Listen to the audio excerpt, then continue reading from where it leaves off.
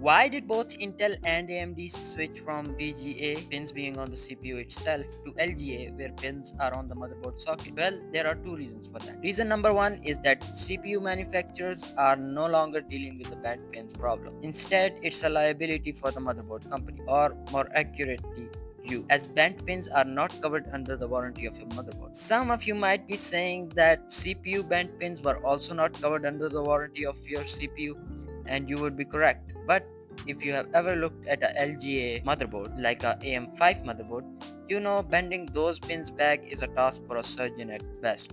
So if you accidentally drop the CPU in the wrong way, well, you're cooked. But in case of AM4 CPUs, you can bend those pins back carefully and you can use them without any problem. Second reason being, and this one makes way more sense, is that CPUs take way longer to manufacture compared to the motherboard. So if you were to have a liability like the pins, you would want it to be on the motherboard, which are cheaper and easier to manufacture. If you accidentally bent the pins on your AM5 motherboard, there are two ways you can go about that. You can buy a new motherboard, or what I would recommend, if you have a magnifying glass lying around or maybe a microscope, you can try to bend those pins back. And if they are beyond repair like my ex, then you would need to look up your exact motherboard model's pin out diagram. That diagram will show you what each pin is used for. In some cases, you might get lucky and it is a grounding pin.